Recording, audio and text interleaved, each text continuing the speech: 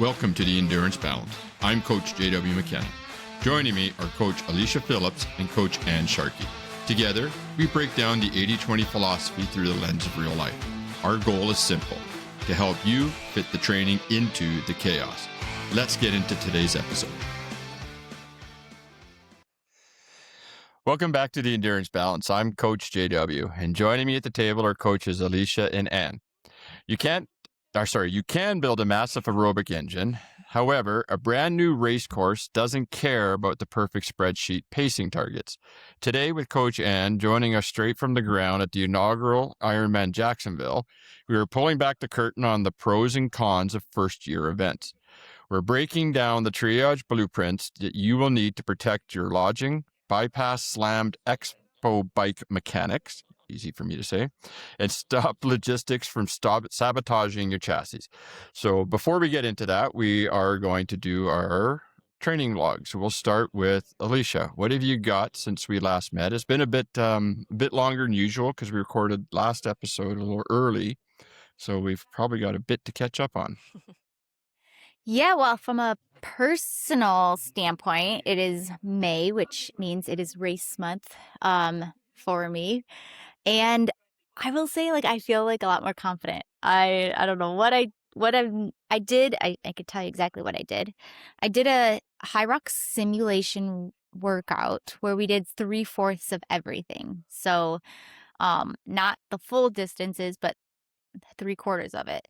So we had to run 0.5 miles, I don't know, do 500 meters. It was 750 meters of every. So, and I felt great. So I was like, okay, if I can do this, I can totally do a little bit more, rested and well fueled. I practiced my bicarb.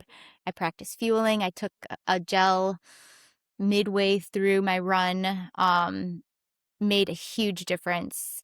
And yeah, I just definitely feel it's interesting when you are in a training plan and you go you're just there's no way I can do this. And then that next week you go a little further, right? And you're there's no way I can do this. And then suddenly you do it and you're oh, so the training plan is working, right? I'm trusting the process. So I feel yeah, feeling really good from that aspect. I had an athlete this past weekend who competed in Ironman 70.3 in Chattanooga, which the swim was not canceled, which was a nice breath because I know that swim is always questionable. And his A race is Lake Placid full, so this was just a nice way to change up his training. He wasn't tapered for this race, but he still PR'd, which says a lot about what he's been doing in the off season coming into it. It was 88 degrees there, so it was super hot given the, but it's expected to be that warm this time of year in Tennessee. And but he trained for it. He did some indoor rides where he just didn't turn a fan on. He did a couple sauna sessions, even just sitting in the bath nice and hot, just to kind of get that adaptation going, and fueled well. His heart rate, I will say, looking back, when I was giving him feedback, he his aerobic fitness is on point, right on track. The thing that we need to make a priority, and I'm sure a lot of 70.3 Ironman triathletes can relate to, is that strength training. So where he definitely we saw, again, this goes back to him not being tapered, fresh legs, but his muscular durability. So making sure we're still doing the calf raises, the split squats, the single leg work, that strength training component, not dropping it completely. So we're going to make sure that stays, whether it's just 15, 20 minutes twice a week, right after his, easy sessions per se. Trying to think. I have another athlete which is going to get right on par with our training today, but he's getting ready to leave for Cape Town Marathon. He's going for the soon to be hopefully 7th star, because Cape Town Marathon is in, I can't remember what they call it. Like they're on the run up to become an Abbott Star Race World Major. So he's going off to that. So it's figuring out, just flight logistics, adapting to the weather there and being able in the time change and all that stuff. So that'll be fun to report back on as well. So, yeah. How about you, Anne? I guess we'll roll into like the rest of Ironman Jacksonville. My workout this weekend was obviously my voice has gone from screaming and yelling at not in a bad way, but like encouraging athletes all for over about 16 hours on Saturday. And I ended up getting, I think, about 9 miles of walking in, which is actually on the lower side for a Sherpa for me. We spent a lot of time in the car, which we'll get to later in the podcast. But yeah, other than that, my athlete rocked it. Kind of a spoiler alert. Great. She nailed her training. It was amazing to see it all come together. I have another athlete that's battling. She's got a couple of weeks before Omaha 70.3, and we've had a bit of a snafu with just some illnesses that have popped up.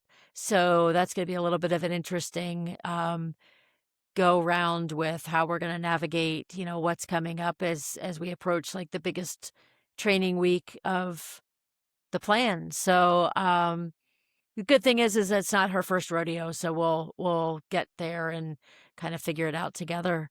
But for me, I'm a little sore from just my Sherpa duties. I texted somebody today, and my friends that I was with over the weekend. I'm like, not gonna lie, like my forearm's a little sore from carrying those 3 pizzas back to the tent because I was juggling a bike and bags, and the volunteers were like, I said, can I just have a piece of pizza? Like I had volunteered in the morning, and she's like, honey, take all the pizzas you want because we're about ready to just throw them away. So I knew I had some people that were also spectating, some friends of mine. So I grabbed 3 pizzas and walked them back to our rendezvous point, only to get back there and find out everybody had dispersed. So I'm a little sore from carrying pizzas for a mile. So but it was a blast. It was such a good time. It was really, really good for me to be back with my people and back with people who I've done so many endurance events with, and people who kind of get it. Like I laugh, and I think I may have even said this on here. It's like moving to Florida and moving to a whole new state. Well, Alicia, you and I have talked about this. When you move, it's like nobody knows what you've done before. And it's hard to explain this part of our lives to people who have never experienced it. So to be back with people who get it and who were literally finishing You were with your people. I was with my people at the finish line throwing up, and then they would jump back into the line to cheer on their friends. So it's a little twisted when I say it that way, and people around me who aren't familiar with this are probably like, "What? Why are you doing that?" But that just made my heart full from this week. So as a training log part, like it just my heart is full from just being around people who get it. JW, can you follow up with that? You're on mute, buddy. There you go. We can't hear you. We will. We'll come back to you then, and to continue on with your weekend and some of the learnings that we had. I had 3 athletes racing this weekend. So I had Camilio and Ricky that were in Utah at the Ogden Marathon. And for a big shout out for Camilio, it was his first marathon distance. Smashed out a perfect pace. Stayed to the plan, and then Ricky was kind of like pacing with him, supporting him for his Camilio's marathon distance. It was really just awesome to see that kind of athlete support. So a big shout out to those 2 for getting that done. Both come from really hot areas, right? Like Texas and Miami, and then to go to Utah to run a marathon. But that marathon, if you don't know, is pretty much all downhill. Right. That's So hard. it is if you don't train. And luckily, Alicia, you were talking about, strength trainers. I think it was strength training into our athletes' plans. And I do a lot of that eccentric loading, right? The split squats and things like that. So it wasn't too bad for them to be able to do that down. But we definitely, when I've seen it many times when athletes get into a situation like that, I see it in the trail racing community as well. It's just like, oh, the downhills are easy. Did you train for them? No, but they're downhill. How hard can they be? Like, yeah, Any well, and toenails lost? yeah, exactly. Right. Like 5 years later, I still have some that won't grow back kind of thing. Right. And it's nuts. So, no, it was really good. They both were very, very happy with that. And then we had Matt, who did the Black Squirrel triathlon, but he did sprint distance. And I encourage athletes, and we try to pick races like this one, because he in 4 weeks has which one is it? I want to get it right. Rockford, the Ironman Rockford 70.3. So we use these smaller low-key events for them to go and just practice everything.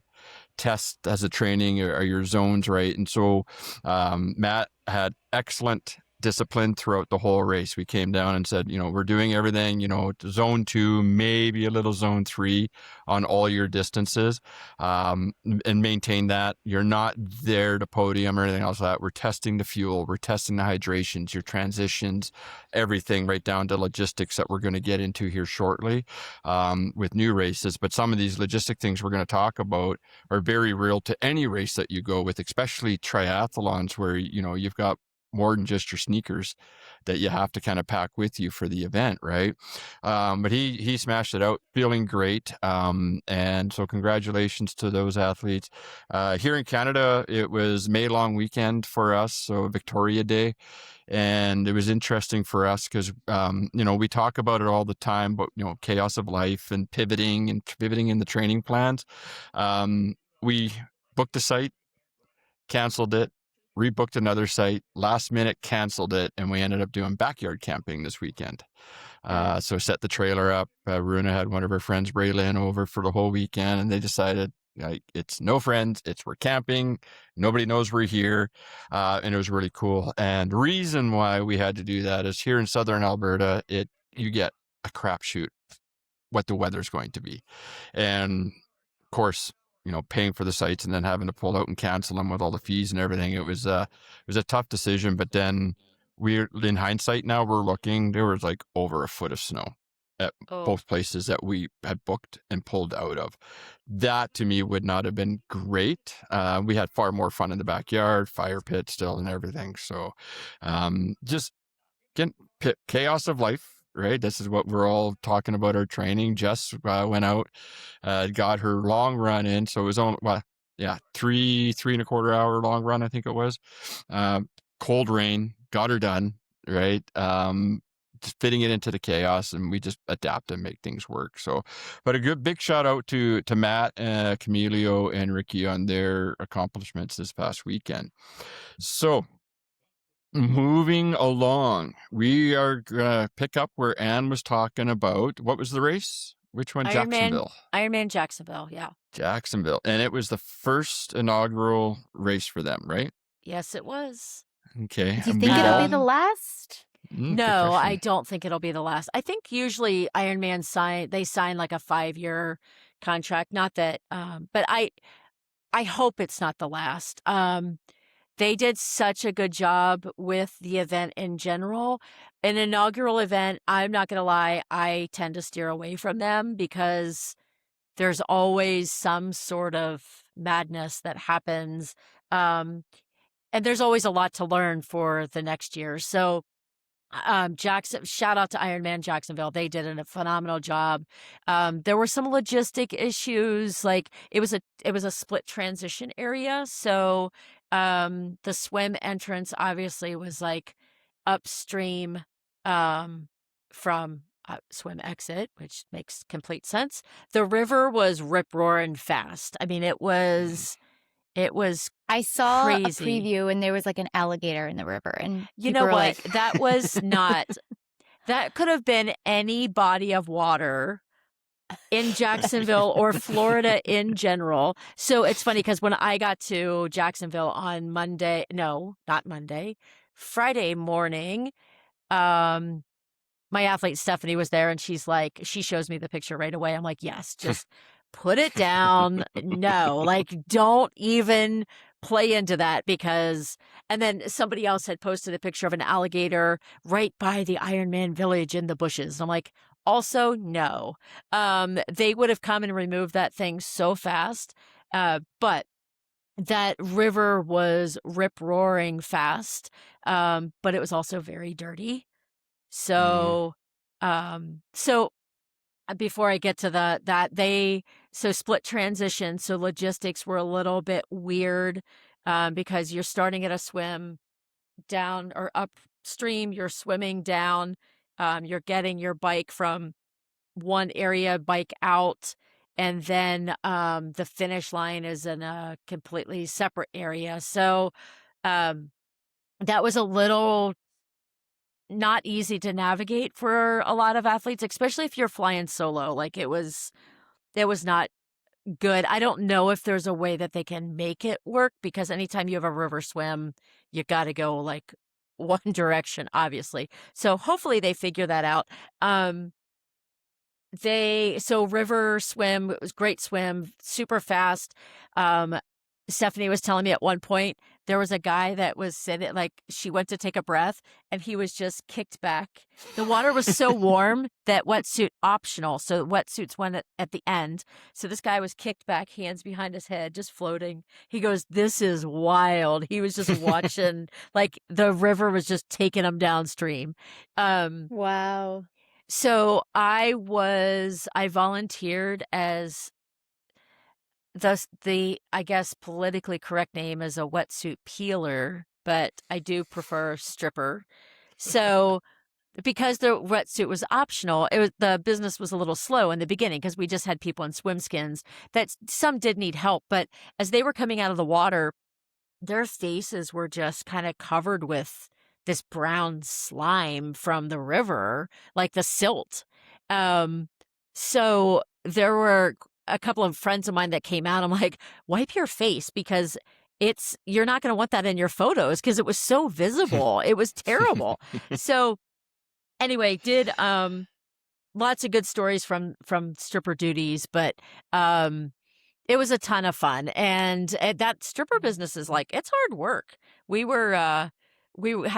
was kind of busy towards the end, of course. That's when all of the wetsuits were coming in. But to get those guys out of their wetsuits, some of them were easier than others, but we got everybody done. It was a long transition. They did a great job with carpeting the entire distance. So I think it ended up being like some transitions were showing like 15, 20 minutes because it was like a quarter of a mile from swim exit over to bike transition. So fast forward, logistics on the bike course as a spectator, super difficult to navigate. We spent a lot of time in the car trying to find our athletes.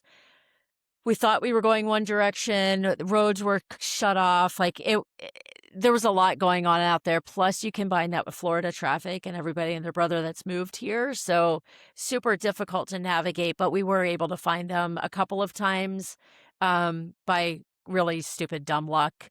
And then we got back into town and kind of hunkered down on the run course and found them in a couple different areas. It was about an 8-mile loop, so they had to do that 3 times.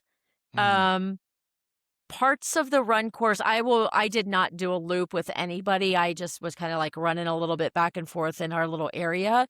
But I think I've heard a rumor that hopefully for next year the river walk is finished. I think there's some construction going on. So they hoped that it would be finished so they could extend the run along the river walk a little bit more so that it was a lot easier for people to spectate.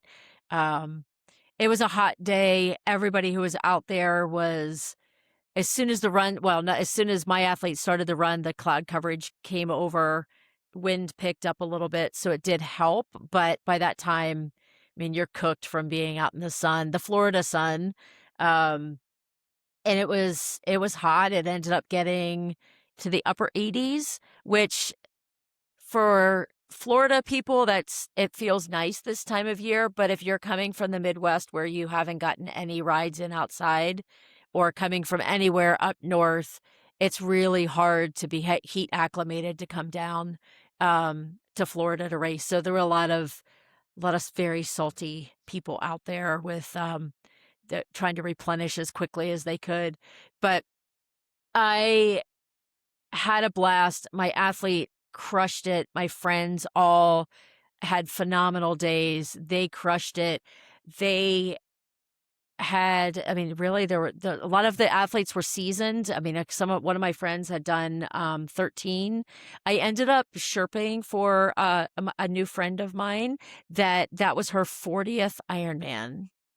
Wow. Yeah, like very phenomenal. But everybody just knows that you're going to take what you get for that day. And it's not the city's fault. It's not, you can't control the weather. You race what you're given that day. And it was all good. I mean, the finish line was great. The venue was great. We were there until, I don't know. Well, we were hanging out at the finish line. It was well after midnight. But that place was hopping. I mean, I've not seen a finish line that late that has been that active. So shout out to, kudos for what they did. Did they do So a you time cutoff? They did. So this was the other thing that I couldn't. It was hard for me that race didn't start till 7:30 a.m., which seemed late. So cutoff time was officially, I believe I heard like 2:30 a.m. because you have Oh, wow. 17 hours. So it's not a midnight cutoff because they started a little bit later. But after, we were sitting around all chatting and talking. And the other thing that Ironman has done that I have not ever seen, it's been a while since I've been to an event though. They had a first timer bell. So Oh, that's every cool. time, yeah. So the runners were coming through, they were hitting that. And then as soon as they would hit it, like the crowd would just go absolutely nuts. Yeah. It was so much fun. So you both have been to inaugural events before. Besides the high energy that you're going to have there, right? And it's a new course and being able to say that, hey, I raced that the first time. What other pros would you give out to listeners to join to sign up for an inaugural event? What would be some more really good pros that might tip the hand if they sign up or not? Alicia, do you have any? Well, I don't think it necessarily has to be an inaugural event versus just, any event really. But I was actually just looking up the stats. So, like a typical Ironman has anywhere between 1,500 to 3,000 athletes competing, and it's interesting from like when you think about the majors where there could be like the Brooklyn half just happened here in New York City, and there was 30,000 runners. So from but like you still have to go to like the race day pickup the night, the couple days before. Whereas like in a triathlon, you gotta check your bike in and go to the expo and learn all the rules. And um, but yeah, I guess for an inaugural one, you're just hoping that the name Ironman is that's the thing you have to go by is they put on really great events when you're paying for it, but you're trusting that they're doing like it's an Ironman race, you're going to get an Ironman experience. I guess that would be my best feedback from that. But a race is a race. Like, do your due diligence, knowing what the weather is going to be, make sure your hotel's booked, you're set up. Like, if you're traveling to, I think we'll get to that one next. Yep. Whether you're driving versus flying, that's like the go arounds from that. Or if this is like a qualifying race, if this is your A race versus your B race. I guess there's so many like tag alongs we can go. What about you, Anne? I think there's a lot of people like the unknown, the brand new race, brand new city. It did bring out one of my friends from retirement. So, because she's like, oh wait, I've done the other ones. There wasn't really anything new that had piqued her interest at the Ironman distance. but sometimes a new city will bring out some people who have maybe not considered it for a while. I think in this case, Ironman Jacksonville had, I believe I saw 2,000 2000. participants. Yeah. So great. I mean, great for an inaugural event.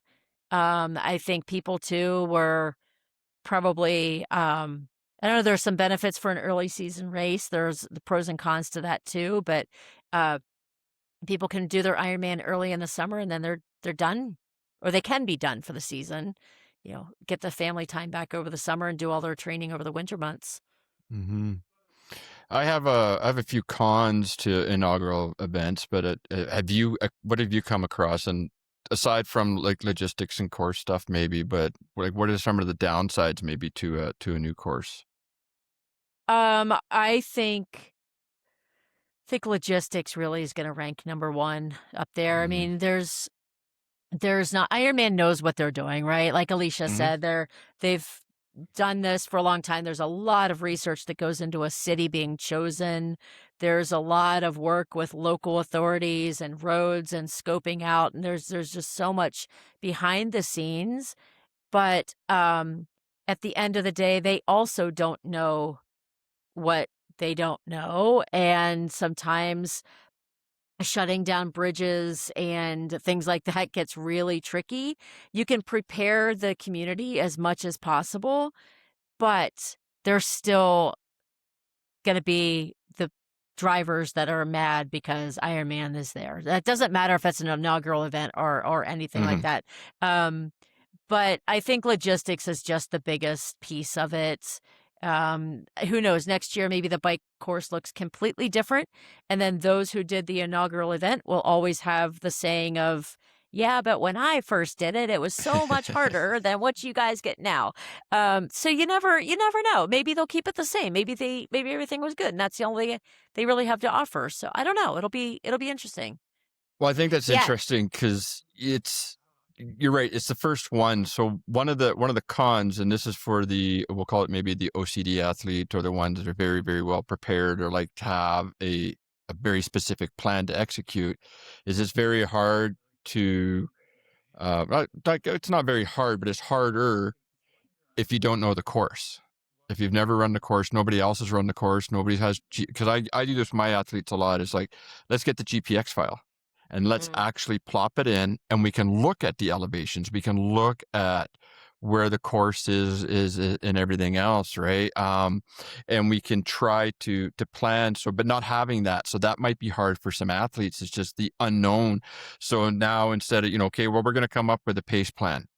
But maybe at the end of the day, you're just going to go by RPE, right? And you're going to have to do it that way. So I think potentially, and again, it's not necessarily a con. It's just one of those. It's a new race. So if nobody's raced it before, no one's gone out and actually raced the course. And if you don't, I mean, the course change, right? Like, I don't know if this one did, but you can have all the best laid plans. And like you say, I mean, they get a ruptured water main somewhere on a street and all of a sudden they're altering the course because they have to dig up the road. And that could be the night before and nobody knows. But again, that could happen on any race, right? So I think there's that. It's just really about the pacing potentially, and then just not knowing. I know this wasn't a case for at least for where you were for the race. Sometimes the volunteers, we know volunteers can make or break a race, right? Like you say, Ironman's very good at putting races together, but if they don't have the people to execute it, that potentially could kind of be a downside, right? Like, I know with most of the events I go to, you get the same core group of volunteers kind of at that race, and they help the ones that have never volunteered at a race before. And that really helps out the athletes that way. Your thoughts, Alicia? Yeah, speaking of like the volunteers, I know New York Roadrunners, because I'm just like this local now. They they have this cool, it's called the 9+1 program. So if you do 9 races in 1 year with NYRR, plus you have to volunteer at least one race, you'll get an automatic bib for New York City Marathon. So having Nice. those kind of incentives Love that. for the Yeah. locals to volunteer, especially for an Ironman distance where the roads could be shut down for 17 hours. Like, if I was like, I can't leave my neighborhood, like, this sucks kind of thing, that would definitely really turn me down. But looking at the race, I haven't actually looked at the course, but like for that one, in my mind, I'm like, ooh, 3 laps, that sounds terrible. Like, I feel like I would get so in my head. But it's funny, when I do training routes, I can do three loops is like I have my water stations here. It's, it's the Yeah. known stuff like that. So it's interesting.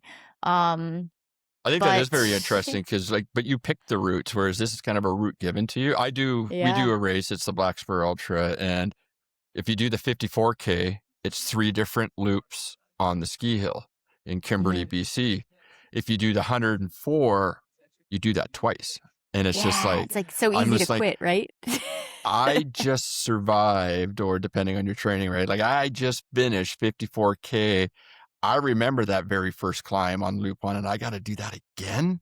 You're right. It gets into your head, right? And that's why, and to be honest, that's why I haven't done the 108 at Kimberley, is because I can do it once. I don't know if I can do it twice. But in the same race. Something you said, JW, about it being like there's no GPX file. There's this, it's the unknown. That's one thing that I said to Stephanie this weekend was this has been a goal of hers probably since I met her 10 years ago. So she's talked about this for so long, and she's surrounded by, or when we were in Kansas City, like, we had such a big tri group, and she was surrounded by people who had done Louisville and Chattanooga and all of these Ironman events. And her husband has done, I think he's done 4 or 5 now. And what I loved about Jacksonville was that it was her race, that no one else had done that, and no one could put kind of like thoughts in her head or have this comparison about how she did versus they did, or what their race was and the weather and all of those things that can be compared. But this was like her race.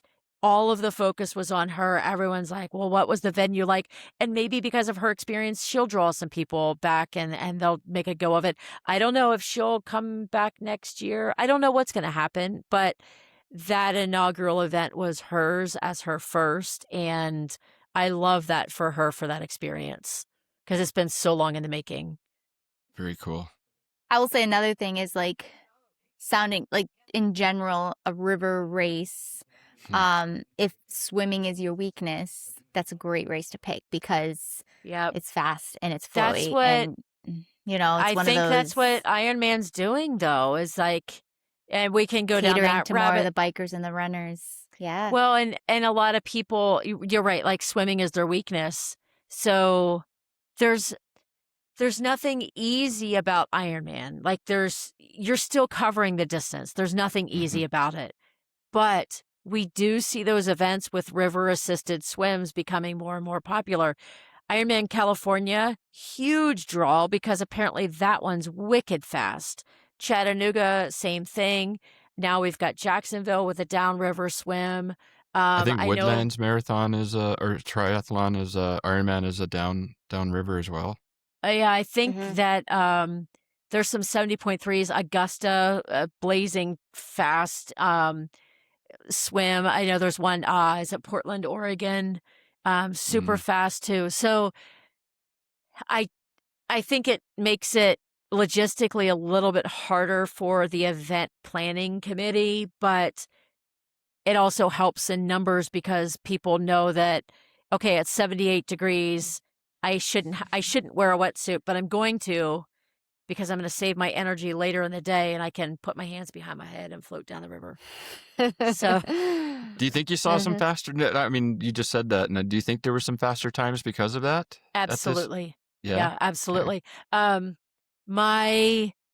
So I can't remember what her pace was. And again, it's obviously it's open water compared to the pool. So swims are not comparable.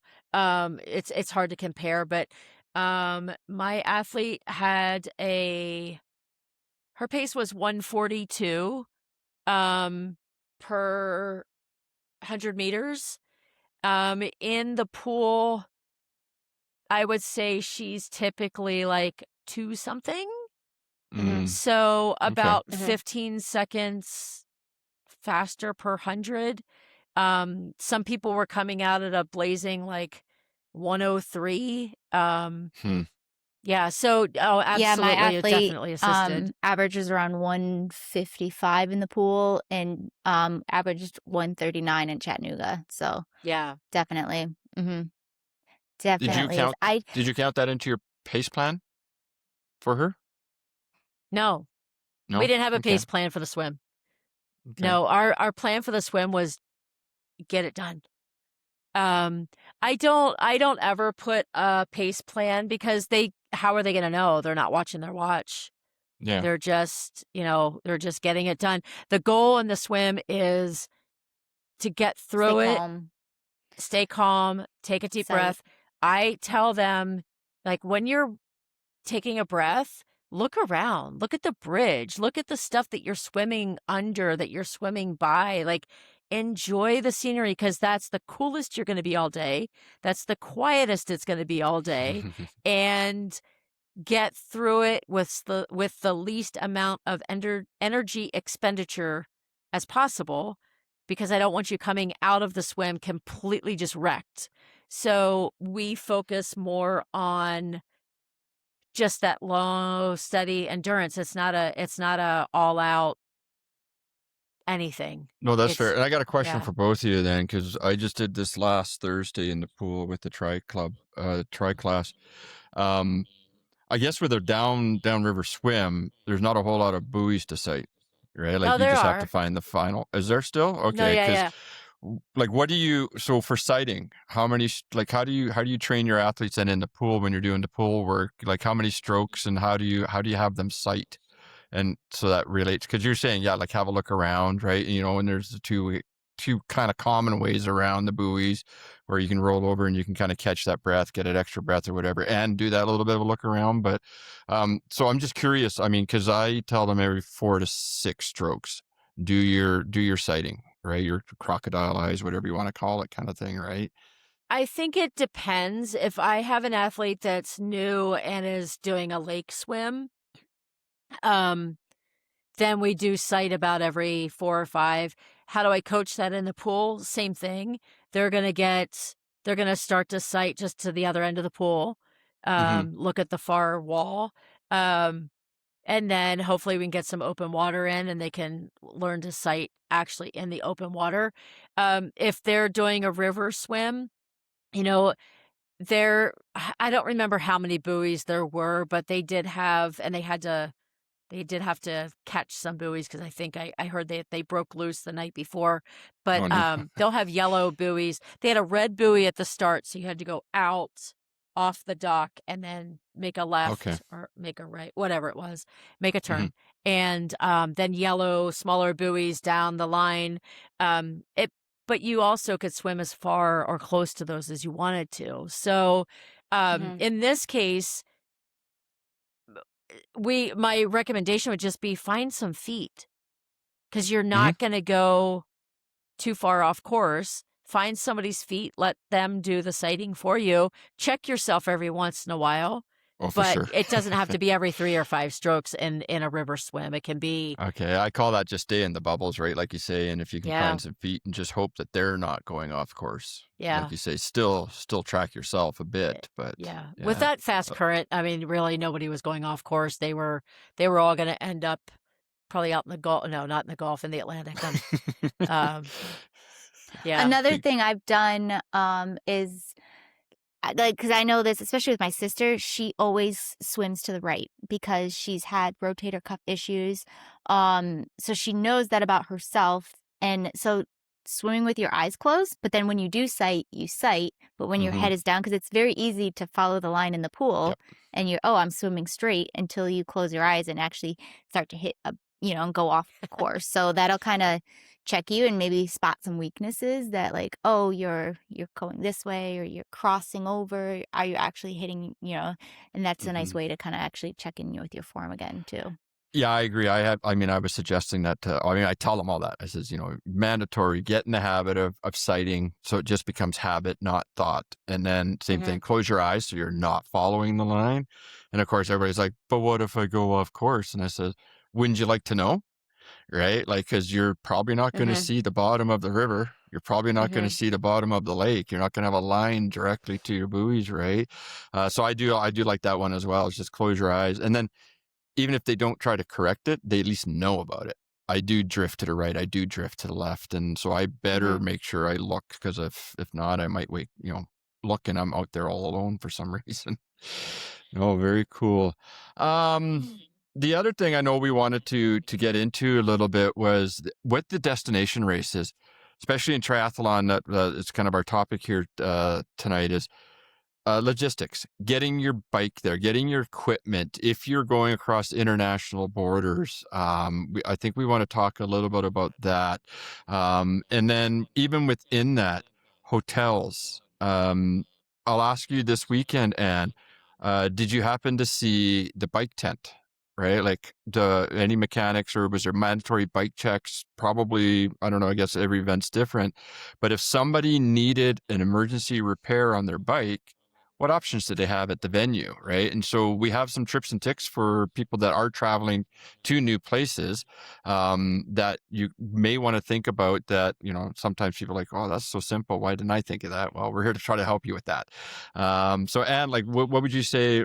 Let's say we'll start with that whole the bike thing. Like, how did that look for this weekend? So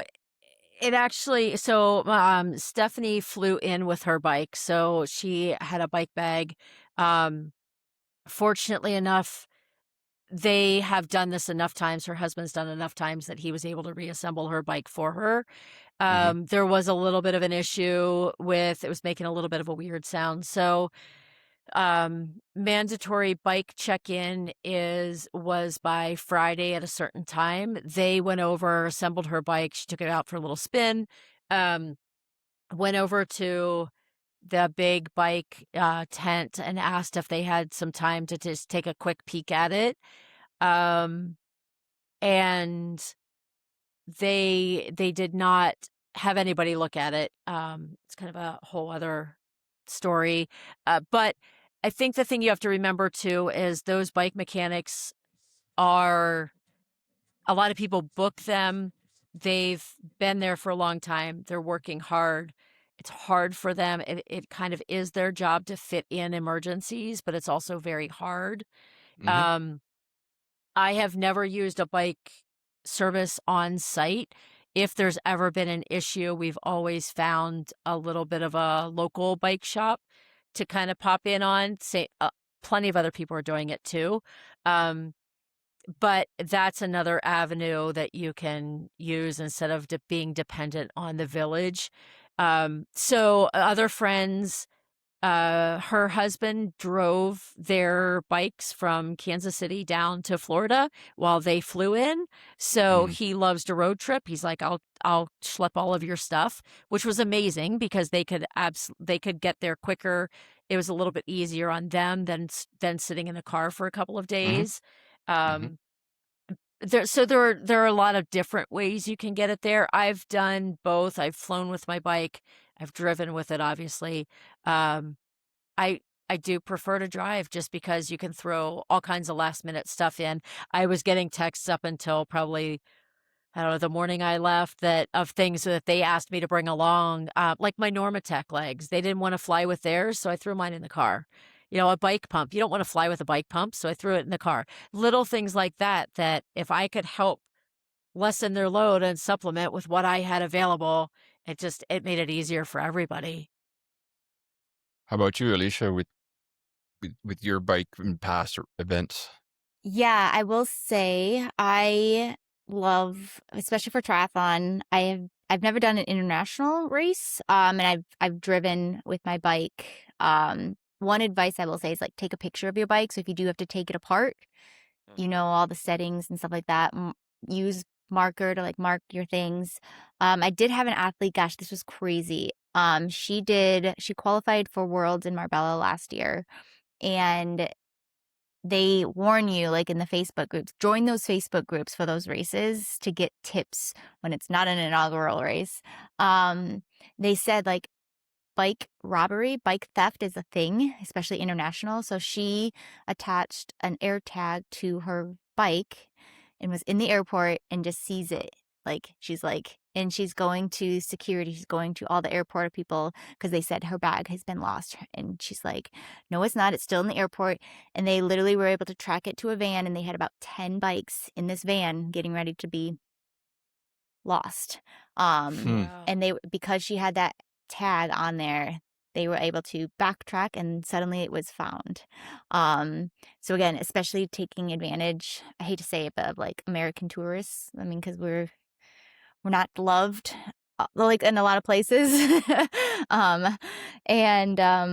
So little things like that. I do have like a really good just what to put in your carry-on versus what to check so you can actually race. Like I could probably make a thing and post it on social for us, but We'll put something into the show notes, and then if anybody wants, we'll create it, and then if they want it, then they just request it, and we can email it to them. So, okay. And in your list, I'm sure you have that you cannot fly with CO2.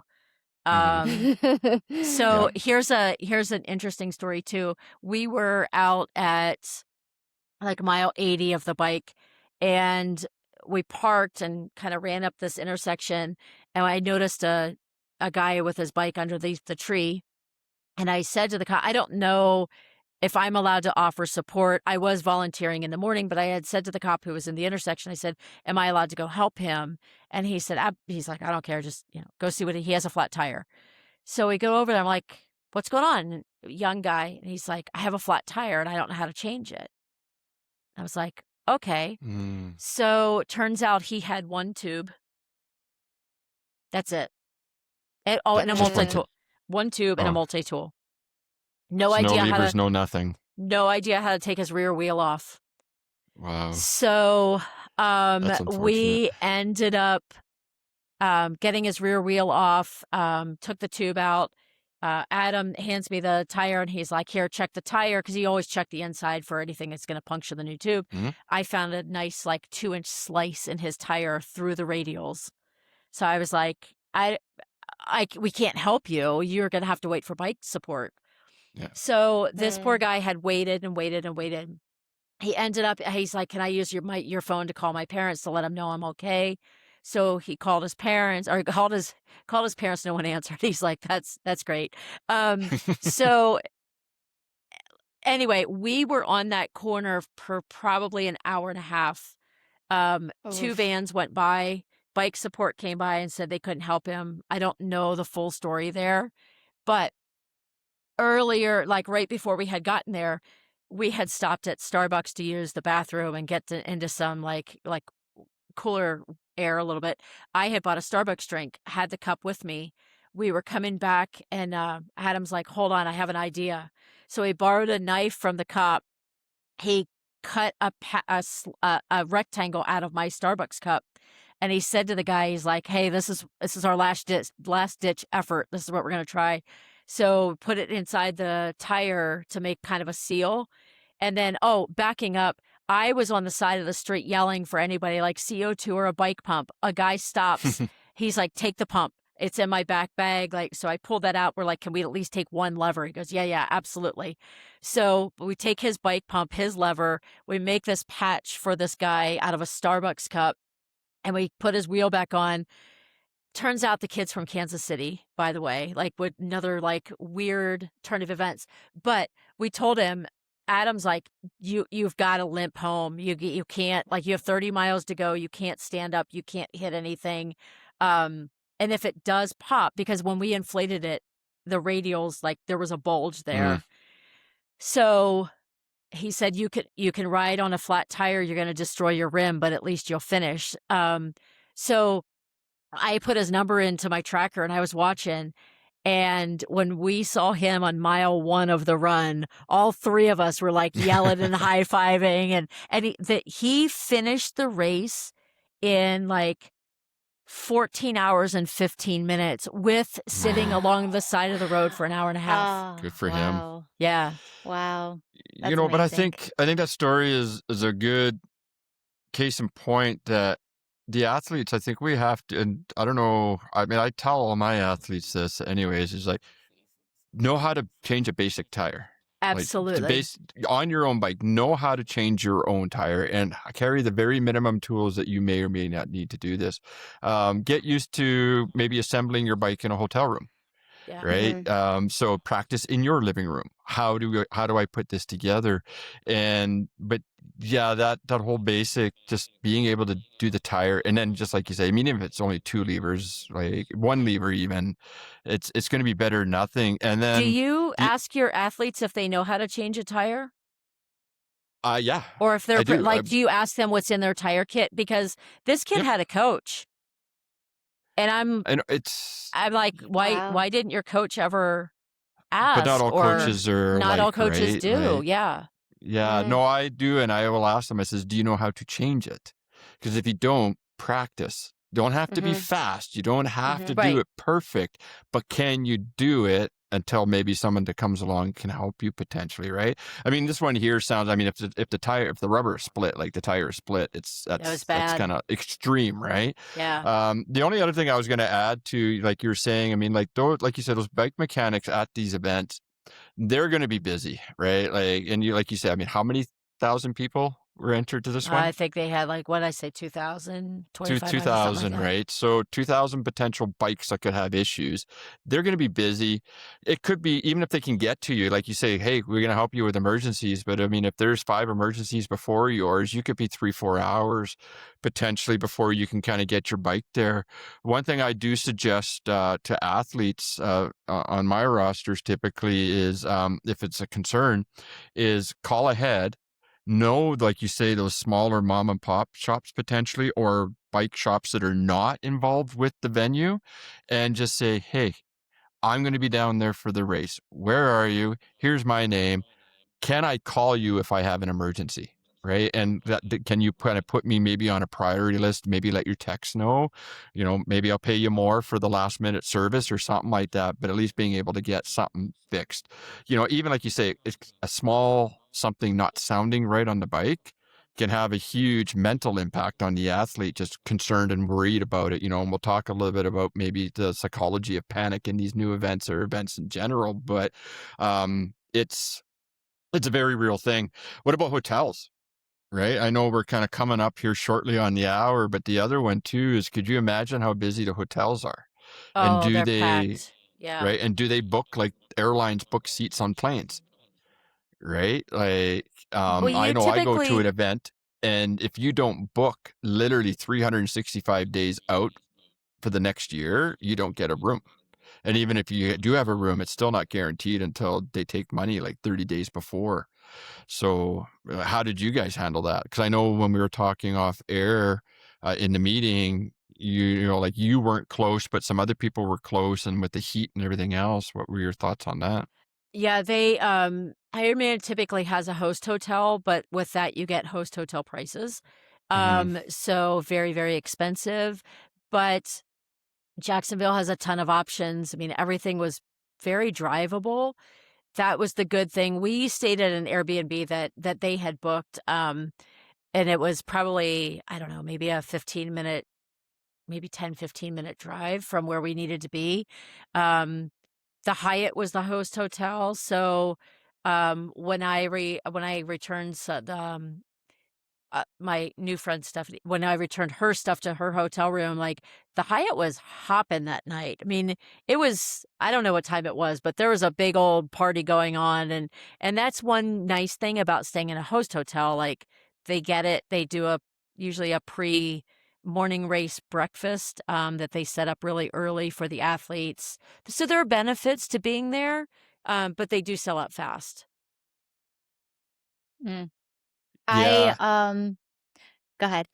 No, I was just going to say, I mean, and really just, I mean, just don't rely, like, so you have reservations, you line up these bike mechanics and everything else like that, over communicate with them, right? Like, just don't book your hotel, 6 months out and just figure it's all taken care of. Call 30 days out. Hey, do I still have a room? Hey, hey, bike shop, are you still in business? Whatever it might be, kind of thing, right? And then even, hey, I'm leaving next week. The race is next week. My room's still good, is whatever it is that you want, right? Like you said, maybe you're booking cars, rentals. That's another huge one, right? I learned this in a previous life of jobs, is when you make reservations, they're not guaranteed, right? It's just like, hey, we're supposed to have 6 cars here, but if we only, if someone keeps one an extra day, now we only have 5 because we were banking on that one coming. And for me, it was like, if you weren't the first 5 people off the plane to get that car, you weren't getting a car. So still just have your backup plans. It should be part of what I do with all my athletes, is that what if plan. What if the hotel is not available? What if your car is not there? What if something's wrong with the bike? Have all the plans so that it's now not a panic. It's like oh crap, this is an inconvenience, but we already got a plan. Let's go execute that plan for the what if when it happens. Alicia, you were going to say? Yeah, I will say I made a rookie mistake last year. For my first marathon, it was in upstate New York. It was a very small town, not very many hotels to stay at. And it was like a month out that I'm like, oh my God, we didn't book the hotel. Plus there's a group of girls with us, and you're always like, are they going to cop out the last minute? Are they going to drive? Mhm. There's the inconsistency of confirmation.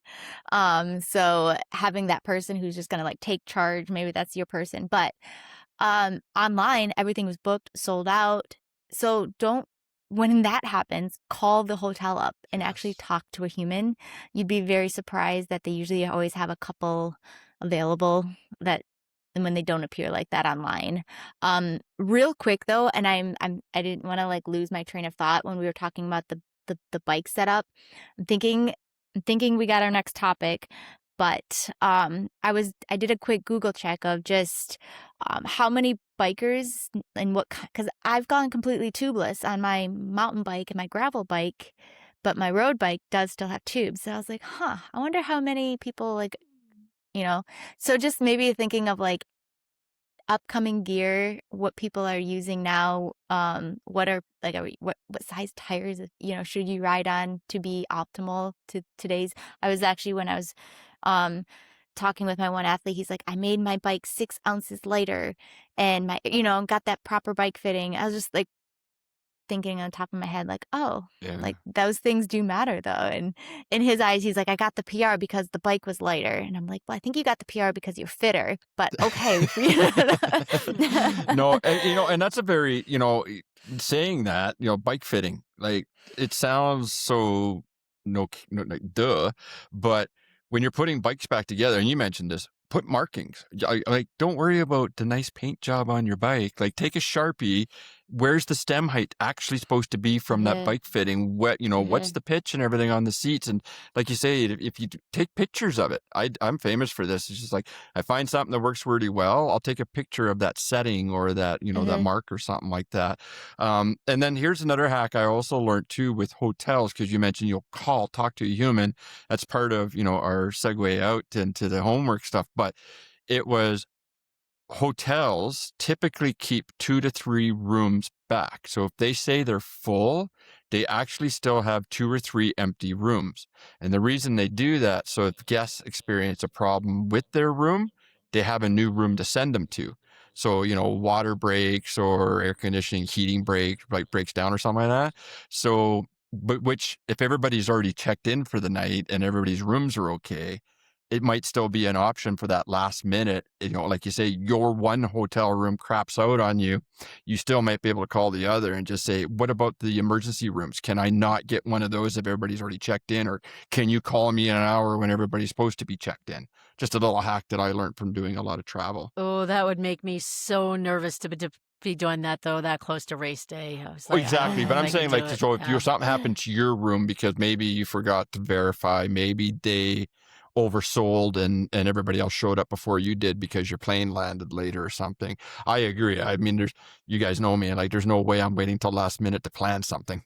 Yeah. right? Like it's Oh. got to be weeks and weeks out. So we're coming close to time, but is there anything that with these new races, I think there's a bit of higher stress often associated with athletes, coaches, and logistics and everything else, just because of the unknown.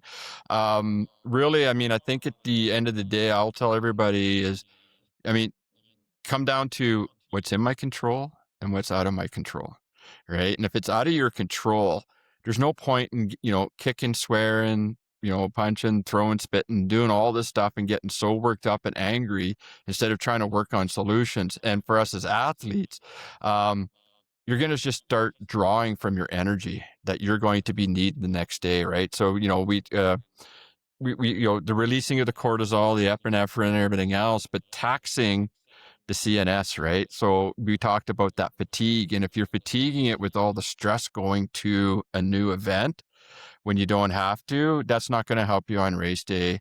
And I can guarantee I'm going to say probably 95% of the time for me personally, the stuff that really bothered me before the event, I look back on it and go, actually, it wasn't that bad. Right. But everything kind of sometimes not everything, but sometimes it feels better, like worse than it really is at the time. So just have those what if plans, have a plan, have a backup plan. This is the emergency management specialist in me, right? Like the what if this doesn't work out? What's my plan Z for, if the first three don't work out? And then I think you two are the same as me. I always tell my athletes, right? Call a friend. You have the lifeline. You've got the whatever. If you're going to these events solo and stuff like this comes up, reach out, right? Maybe we can help talk you off the ledge. Maybe not. Who knows? Everything's going to be different. It depends on what's happening at that time. But any other thoughts? Because that's part of the glycogen tax, I call it. Can we radically adapt? Can we pivot and things like that? Anything else for mindset, let's say, before we kind of hit into the homework or in general on inaugural events that you'd like to throw out there? Well, I have two things. Mhm. So first, don't let one race define you. So this is why I kind of like to say race often.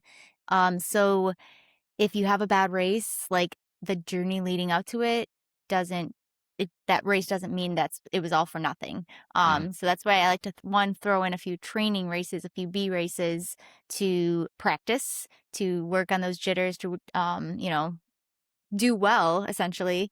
Because anything can happen on race day. The weather can change. An event like a portion could get canceled. They could, I know last year at Cape Town Marathon, it got canceled the night before because of wind, of all things. Like, who would have known? And then number two is if you're traveling for a destination race, one, stay later. Okay. Arrive, race, and then vacation. Don't vacation and then race, because that's going to, you're not going to be able to truly vacation. But don't also race and then go home and go back to work on Monday. You take a few days afterwards, recover. In Jacksonville, it's like a amazing place to be at right now. Yeah. Go to the beach, recover, sleep in. I think I've seen that way too much of you're spending all this money to get there. Why not add 1 or 2 or 3 more days to it and enjoy that And we lasting talked about spot. this in previous episodes. I mean, on an Ironman, definitely a minimum 7 to 10 days recovery.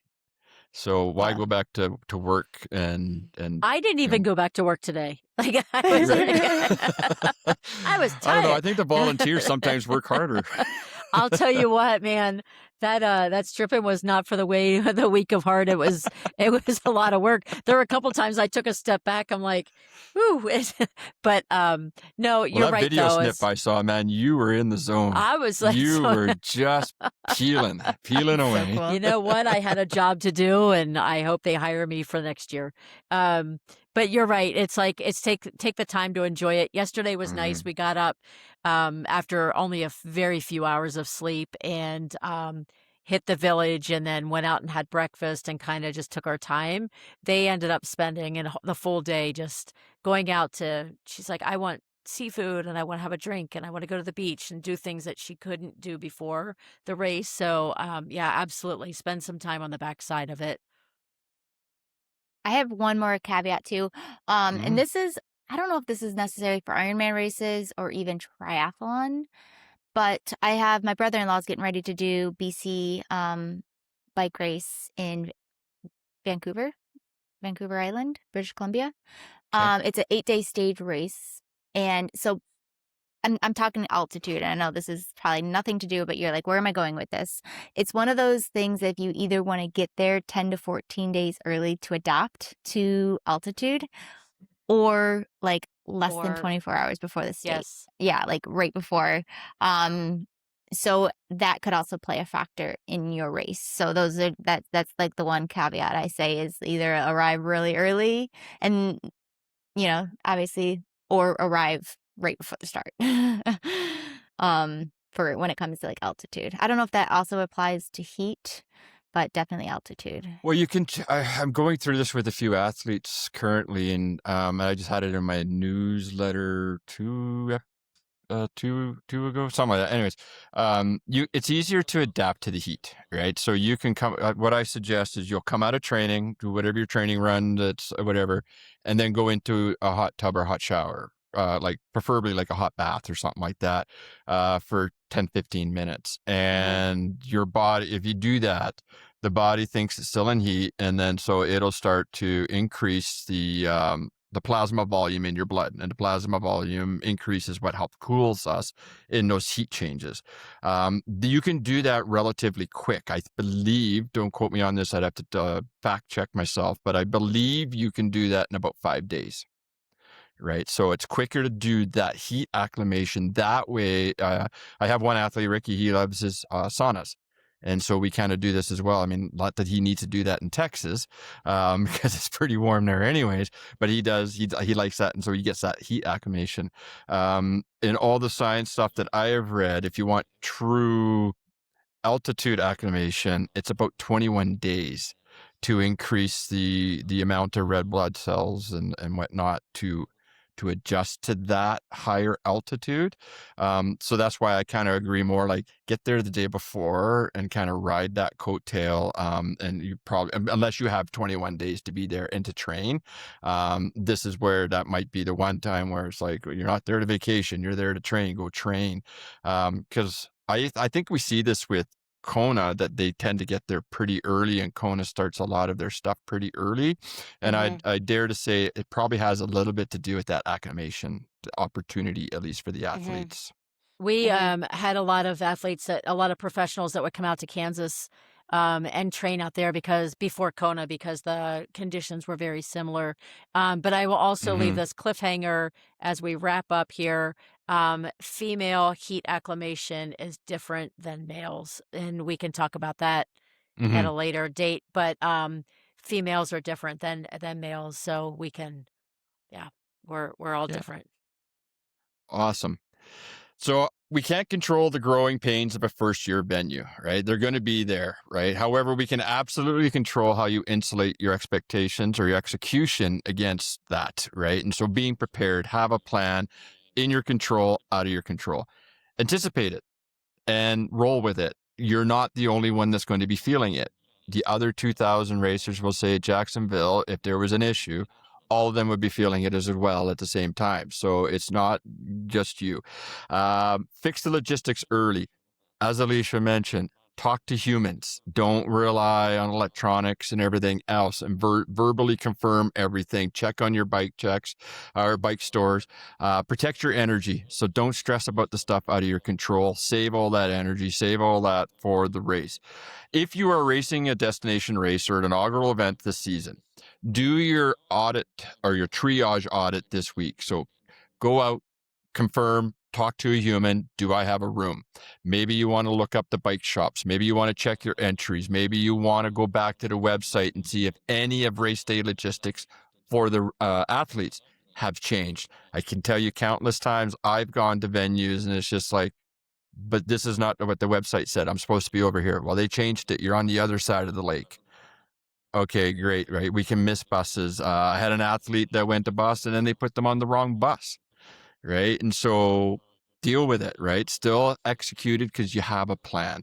All right. So that's your homework. If you have any kind of destination or inaugural, even in your own race, you're going somewhere, verbally check it all out. I'm Coach JW. Anticipate the inaugural hiccups and fit the training into the chaos. See you on the trails. You're amazing. Keep on training. That's a wrap for this week on the Endurance Balance. If you enjoyed the conversation, do us a huge favor. Hit that follow or subscribe button on your podcast app right now. It's the best way to support the show. And hey, we want to see your chaos. So come find us on Instagram at The Endurance Balance and drop us a DM. For Coach Alicia and Coach Ann, I'm Coach JW. Thanks for listening, and we'll see you on the trails.